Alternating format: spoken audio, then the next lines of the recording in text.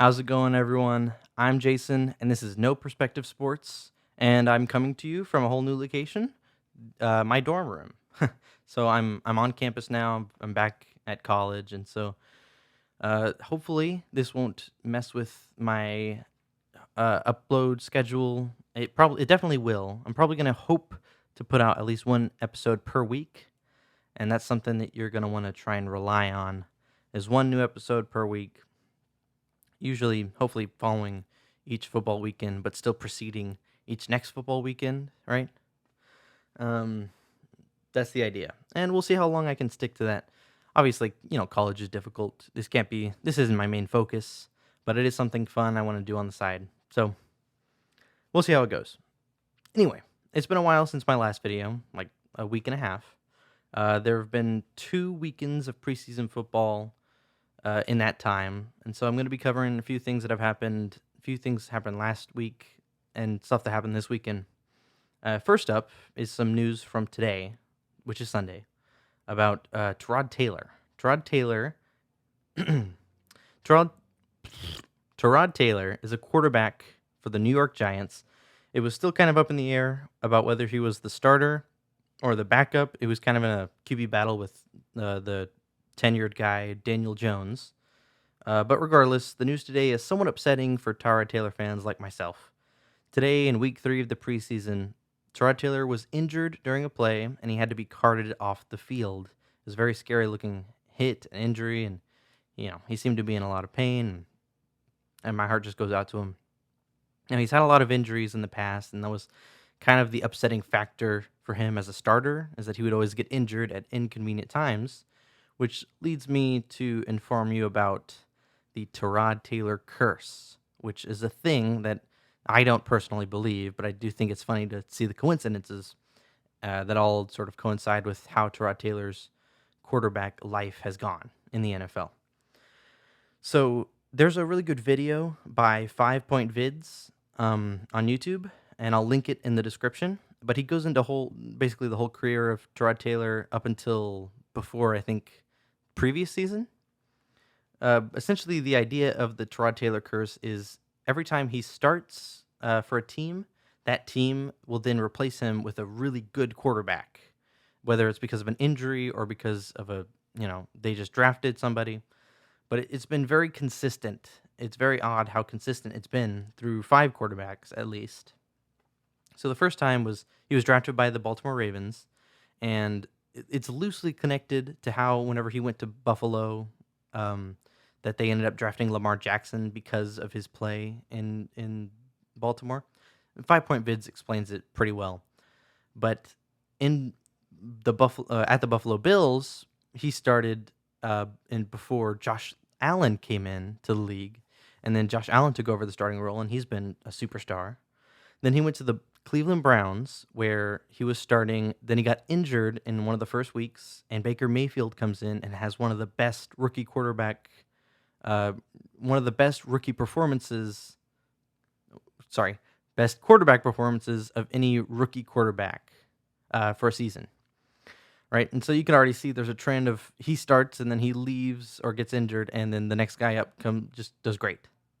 So we see that again whenever he goes to the Los Angeles Chargers, and Justin Herbert. Yeah, that's what it is, Justin Herbert. So he gets injured because a doctor punctures his lung, and so then whenever Justin Herbert comes in, he's a superstar. He takes the starting role. Then Tyrod Taylor then goes to Houston Texans, and then we see there's a quarterback battle with Davis Mills. Tyrod Taylor got injured. We saw some Davis Mills. Then Tyrod Taylor comes back, and then Davis Mills finishes the season. And then we don't end up re-signing Tyrod Taylor. Davis Mills is now the starting quarterback of the Texans. And so it's been very consistent everywhere that this guy goes, that the next guy up becomes, the starter, at least. I know for Baker Mayfield, he moved to Carolina Panthers. But we'll get more into that later. And then for Davis Mills, he's untested. It could prove that he just is a total bust after this year, which I hope he's not, but it's possible. But as far as how it looks, he turned 5 quarterback careers that weren't his into very successful careers. Um, and so now the question is, will the same thing happen with Daniel Jones? Now, this one seems a little far fetched because Daniel Jones has been really bad for the past 3 years now. But Tyrod Taylor just got injured this today. And if it's a long term injury, we don't know anything too much right now. They haven't done any tests. I haven't seen any tweets at least. But assuming this might be a long term injury, is it possible that Daniel Jones now becomes the the next blessing to Tyrod Taylor's curse? I doubt it.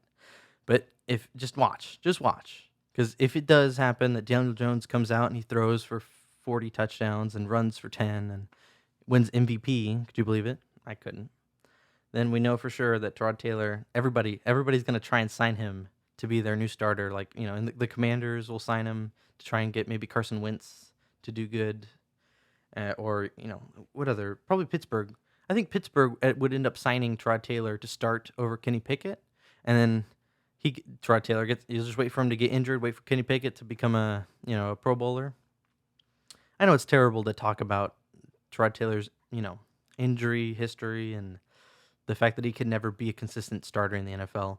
It's not fun to talk about it that way. He played well in Buffalo, and he played a few good games as the Texans, for the Chargers, maybe not for the Browns, but he has played well before, and he's not a bad quarterback, and he's definitely a good guy in the locker room because he's obviously had a lot of influence into how these young players are being developed. That's a big deal, or that's a big job for any quarterback, starting or backup, is how they influence the rest of the quarterback room. And there's a clear influence everywhere he goes. The guys around him get better. So I don't want to put him down. I really think Tyrod is great, and I hope he stays healthy this season, and that the Tyrod Taylor curse gets broken, and he can do something great in the New York Giants this season. The next thing I want to talk about is the newly decided QB battles in Carolina and Seattle. So the Seattle Seahawks, we'll start with them. They had a QB battle starting this training camp preseason. They had to bring in Drew Lock in the trade for Russell Wilson. And so now it's Drew Lock and Geno Smith, who started a few games last year while Russell Wilson was injured. And he looked good, but he's a very conservative player. He's just so conservative in nature. I remember seeing he had like 100 passer rating, but he won like maybe one of those 4 games he started. But he still had like very good numbers, just very simple numbers, like no interceptions, or like maybe one interception and like 5 touchdowns over 4 games, and then just like had very high completion percentages. Just very simple, easy play. That doesn't mean he is not capable of higher level play. That remains to be seen. However, the alternative that Seattle was facing was Drew Lock, who was very inconsistent, but had shown such large flashes of athleticism, a big, strong arm that can get downfield, and they're hoping that they could put together the good receivers in Seattle with this strong-armed young quarterback that's still learning. Unfortunately, it looks like Drew Lock has not been learning because he is super athletic, but he just he can't make good decisions. And what Seattle kind of wants right now is good, strong quarterback play from a decision maker standpoint, and not from like an athletic person standpoint. So they're going to go with Geno Smith. That was something about last year, is whenever Geno Smith, it was another tweet I read, when he targeted DK Metcalf, he went like 17 for 21 with like 4 touchdowns, and then he had 151 passer rating whenever he targeted DK Metcalf, which I think is pretty funny. That all he has to do is throw that guy all year, and he'll be incredibly successful. Obviously, that's part of the decision making. Is he knew that if he had DK Metcalf open, it was going to be a caught ball every single time, and it was probably going to be a touchdown half of those times. That's why, Geno Smith is clearly the better quarterback in Seattle, and that's who the Seahawks decided that they were going to start. I don't know if I had already said that. They are starting Geno Smith over Drew Lock. That was decided, I think, today or yesterday. They just played their 3rd preseason game, and so they decided that. Now, the other one is the Carolina Panthers, Baker Mayfield versus Sam Darnold. This one, I think they decided last week, after last week's preseason game. that Baker Mayfield would be starting over Sam Darnold, which I really do support because I really think that Baker Mayfield is a very talented guy. His career was disrupted, or his season was disrupted last season because of his injury to his non-throwing arm, his shoulder. And I really think that he can bounce back. He seems to be the kind of bounce back guy that you kind of can look towards doing something really impressive. And I hope that he has good success in Carolina, and he makes people go, "Whoa, why did they trade him away? Why did they trade or why? Yeah, why did they trade for Deshaun Watson? What were the Browns thinking? You know." Hopefully that all happens. I don't know if it will. I want whatever it takes for the Browns to really regret trading for Deshaun Watson and signing him to that giant contract. I just want them to regret that for the rest of their lives because, yeah, just because. All right, next topic. Obviously, so the worst thing about preseason is obviously the injuries, and you'll see it all the time.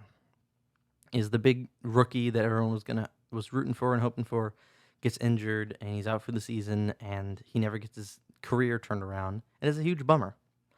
And a lot of people I've heard people talk about just doing away with the idea that you have to put your starters in during the preseason to see how they're doing or like to gauge, their performance. If you know that they're going to be a starter, you should not put them in at all, right? That's what the Texans did with Brandon Cooks, at least. Like I don't think he was in a single play in this preseason all year, and that's fine because you already know that Davis Mills and Brandon Cooks have camaraderie, and you're not going to worry about him underperforming. He's gotten 1,000 yards in.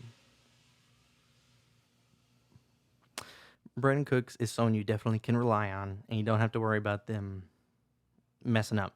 And that's what you got to do with your starters, or else people are going to get injured, and it's going to be heartbreaking. Now, a few things that Twitter and people on the channels and the Sports Center and everyone was blowing up about were the cut blocks, especially the one that happened last week to Kayvon Thibodeau. So Kayvon Thibodeau is the rookie edge rusher who was drafted by the New York Giants, and there was recently he after one play he ended up on the ground. He was injured. He was grabbing his leg, and it looked like bad. It looked pretty bad. They go to the replay and they see that the tight end, or it was maybe the outside, like the right tackle, had cut blocked, which is where you tackle low and kind of go for the legs. In a sense, that had caused his leg to kind of buckle and obviously caused his knee to hurt, and he ended up getting taken to the tent. Now for him, it was fine. He came out of the tent. He was smiling, kind of laughing. He's like, "Nah, I'm good. Don't worry about it." And obviously, he was done for the day. He's probably. I don't think he played this week either, because this happened last week. And everybody talked their mouths off about these cut blocks need to be taken out. These can't be legal. They have to make it a penalty to do these kind of cut blocks. And I think it's really interesting. I heard one take from a very popular YouTuber that I do appreciate his voice and the things he says. He seems to be very well educated on this sort of stuff. Is Brett Coleman.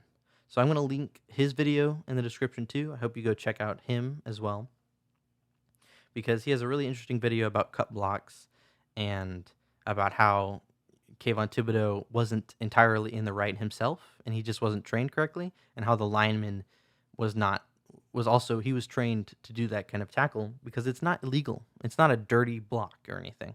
It was really interesting analysis, and kind of the only opposing voice to this onslaught of just like, illegalize it, get rid of it. Illegalize it, get rid of it. And the same thing happened just this weekend to TJ Watt, who he actually got the same exact hit on his knee. He kind of jumped out of the way, but he was still on the ground hurting afterwards. Again, it's not illegal, and there are ways to prevent it from happening and prevent it from injuring anybody. And that's stuff that just people need to be trained on and trained to receive. And if the NFL wants to pass new rules to make that kind of tackle illegal, would it help the game? Maybe. It probably would. Less injuries. Though as it currently stands, it's not a dirty hit, in my opinion. But it probably should be done away with. All right. And yeah, some breaking news about preseason injuries, although this is not football related, but it is kind of heartbreaking and terrible to see. But the Commanders' rookie running back, Brian Robinson, was shot multiple times in an apparent carjacking attempt. And so it's non life threatening. He's in a stable condition at the hospital right now. And which I think is impressive to get shot multiple times and just be, okay.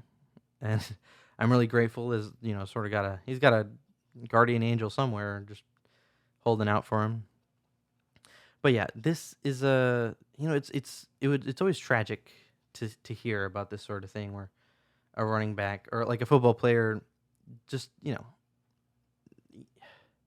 it's hard to say anything about it. I just, feel bad for his family and for him. And he, people are already saying he was a big star of the preseason, and then he was supposed to have a lot of playing time, and now he gets shot, and he probably will miss all of this season just because, getting shot is terrible, especially multiple times. Now, based off of what I read, it said it was an apparent carjacking attempt. I'm assuming that's somebody else trying to carjack his car, and then they shoot him. I'm not gonna assume that it was him trying to carjack somebody and getting shot because of it, because that's terrible to assume. I mean, the guy got shot. I shouldn't kick him while he's down. I'm just gonna hope that he heals quickly and that he can have a successful career and achieve all his dreams and sign a good contract in a couple years. I don't know, but yes, that is like the only breaking news I ever do because I am not up to date on most things. Usually takes me a day or two to even realize stuff that's happened around the league. All right, now I want to finish with some Houston Texans talk. So if you're not a huge Texans fan, you don't really care how they're doing, you can go ahead and turn it off. Um, yeah, so I'm going to go ahead and get into the Houston Texans. I'm not sure if I talked about preseason week 2 in my last video, but I don't think I did. So that last game, week 2, it was kind of really difficult to watch Davis Mills play. So Damian Pierce, the standout of week 1, didn't play in that game at all. But Davis Mills played the whole first half, and he only had 1 touchdown, and I think he had 6 drives in the first half. And he only finished 1 drive, the very last one at the end of the half, as it was a scoring drive. Everyone before that, he got sacked on the first drive. He got, threw tons of incompletions. He never threw an interception, but he just couldn't make the big plays, and he didn't make a lot of good decisions until that final drive where he was able to, he did what he always does, the huge sideline throws. Man, I love those sideline throws. They're so wonderful to watch because they're the ones where you have to like zoom in with your eyes and be like, did his feet really come in bounds? And was that ball was perfectly placed right outside of the defender's reach. And so that's a lot of fun to watch. And then Nico Collins, his whenever he mossed, it's not technically a moss from that angle. Whenever he caught that ball by the defender, in the end zone was insane. That was pretty great. It was great to watch. But besides those 2 or 3 plays on that last drive, it was an unimpressive day from Davis Mills week 2. Now, this past week, just a couple days ago, week 3 of the preseason, Davis Mills did improve a lot. And I feel like a lot of that is from Dameon Pierce's performance. Because Dameon Pierce, I think he was in for the first 2 drives. He only had 6 rushing attempts. But he did so good, even still. Like, I thought it was just a one-hit wonder preseason thing where he got, 10 yards per carry in the first week. But no, he's consistent now at this point. Over the span of 2 preseason games, he's consistent. But yeah, watching him run is like, it's incredible to see. He has such a way with movement. He's able to find gaps and push through and he's not afraid to lower his head. He got the first touchdown, 1-yard rush touchdown where he lowers his head and he just jumps right in. Beautiful stuff. I really loved it.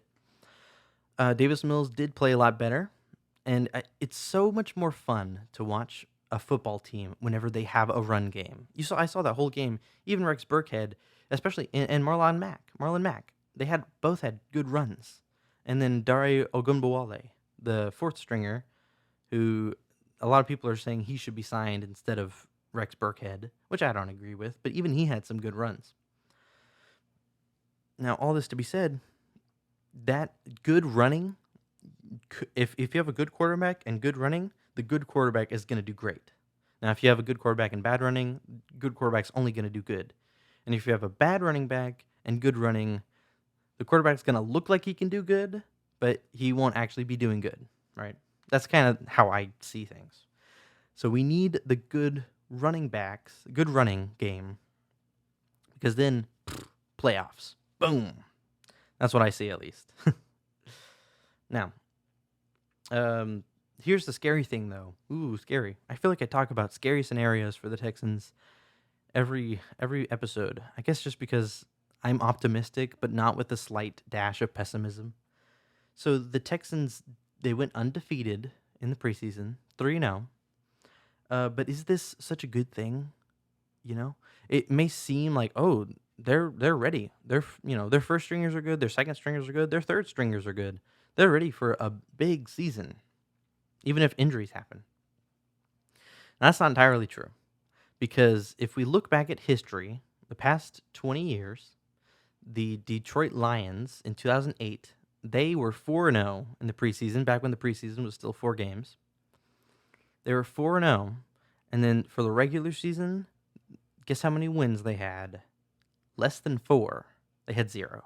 They went 0-16 in the regular season the year they went 4-0. And the same exact thing for the Cleveland Browns. In 2017, they went 4-0. Regular season, they went 0-16. So preseason success is not an indicator of regular season success at all. Now, is that consistent? Obviously not. The Ravens have been undefeated in the preseason for like the past, 5 or 6 or 7 seasons, but they've been to the playoffs, I think, 3 times in that span, and they've won a playoff game. They've never made it to the Super Bowl or anything, but they've been really good, a good team, every year. And, so obviously being good at preseason doesn't mean you're going to be bad at the regular season, but don't trust the fact that, oh, we went undefeated in the preseason, this will be a good season, because that's not true. There's no real correlation. The preseason is not serious football. You'll see people in the fourth quarter, they're not going for the big plays every time. If they're losing and they're down, they'll still run the ball. They'll say, hey, we got to check out these people and how they do in these situations. I don't care if we're down 20 points. We're just going to go through the rest of our list. We're not going to try and win. In the regular season, they're going to try and win. And so it's just that lack of competitiveness, That's what made the preseason so hard to watch. I was so happy that football was back, and yet I was still so bored watching it. All preseason long. So I don't think the Texans are going to go 0-17. I think, obviously, they'll probably win against the Jaguars. They'll probably do better than the Jaguars, despite what everyone says. But I am aware that they're not going to go undefeated in the regular season and win a Super Bowl. So, yeah, I hope the Texans do as well as they can. This was a really impressive preseason, and I'm excited for the rest of the year. And that's going to do it for this episode. I'm not sure how long it was. I don't really have a timer anywhere, but it felt kind of long. Before you go, though, just make sure to boop, and then boop, and don't forget about... Oh, sorry about that. I guess I was just hungry while I was editing this. But yeah, if you want to subscribe and like the video, it would really help to grow the channel and let more people hear about these terrible football takes that I have. And that's going to be it. Thank you guys all for watching. Have a nice day.